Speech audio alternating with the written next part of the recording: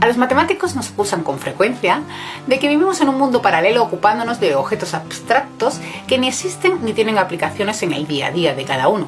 Y eso no es cierto. Por ejemplo, uno de esos objetos abstractos que tanto han fascinado a los matemáticos son los números primos. Ya desde hace más de 2000 años, Eratóstenes diseñó un método, la criba de Eratóstenes, para calcular los números primos hasta una cierta cantidad. E incluso anteriormente, Euclides ya había demostrado que existían infinitos números primos. La fascinación está también en que esos infinitos números primos, en su distribución, no siguen ningún patrón. O sea, no se sabe cuánto de lejano está un primo del siguiente, en general. No lo he dicho, pero supongo que todo el mundo sabe lo que es un número primo, pero si no lo recuerdo. Un número es primo si es un número natural son los que sirven para contar, que solo se pueden dividir por uno y por él mismo, como por ejemplo el 2, el 3, el 5, el 7. El 2 es el único número primo que además es par, los demás son todos impares.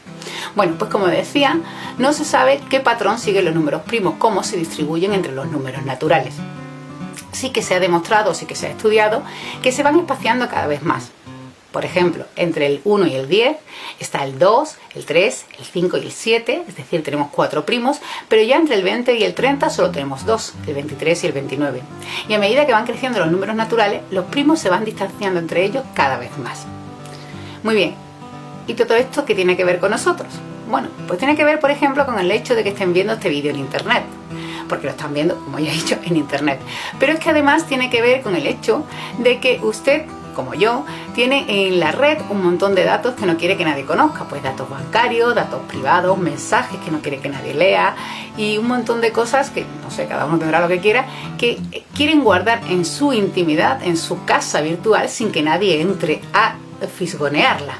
Pues bien, los guardianes de que nadie entre a fisgonear en su privacidad son precisamente los números primos.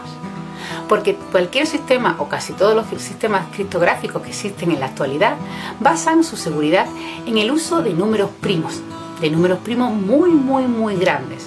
Por ejemplo, el sistema RSA usa siempre dos primos muy grandes. O sea que no es que tengamos que buscar un primo muy grande, sino que tenemos que buscar dos. Pues relacionado con esto, con la búsqueda de números primos de 2 en 2, una de las conjeturas más antiguas que existen sobre los números primos asegura, ya digo que es una conjetura, no está demostrada, que existen infinitas parejas de primos gemelos. Dos primos gemelos, son dos primos, se dicen que son gemelos y están a menos de 2 de distancia, que es lo mínimo que pueden estar. Porque si un primo es impar, el siguiente será par. Luego los primos, como mínimo, excepto el 2 que hemos dicho que es par, los primos como son impares, pues al menos distan 2. Bueno, pues esta conjetura decía que existían infinitas parejas de primos que están a esa distancia mínima, a 2. Pero nunca se ha podido demostrar. Mucha gente ha trabajado sobre el asunto durante muchos años y nadie ha demostrado nada. Bueno, nadie no.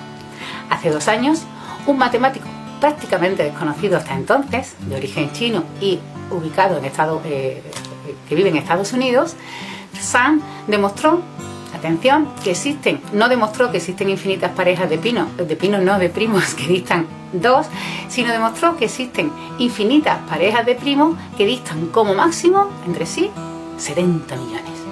Anda el chino. Bueno, alguien puede pensar, si es ajeno a la materia, que esto es una tontería porque está muy lejos, pero no es así. De hecho, revolucionó a todos los matemáticos y apareció en toda la prensa esa demostración de que se podían encontrar infinitas parejas de primos que entre ellos distaban menos de 70 millones.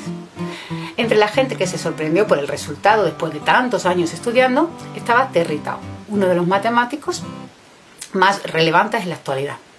Bueno, pues Tao propuso un programa colaborativo en Internet para que aquellos matemáticos o curiosos sobre el tema que quisieran aportar algo intentaran mejorar este resultado de Zhang, es decir, demostrar que existían parejas de primos, infinitas parejas de primos, con una distancia menor. Y el resultado fue, ahora voy en serio, que consiguieron demostrar, que existen infinitas parejas de primos que distan entre sí, menos de 246. Toma ya. Así que cuando vayan a mandar un WhatsApp subidito de tono, acuérdense de que lo hacen gracias a que muchos matemáticos han descubierto primos muy grandes.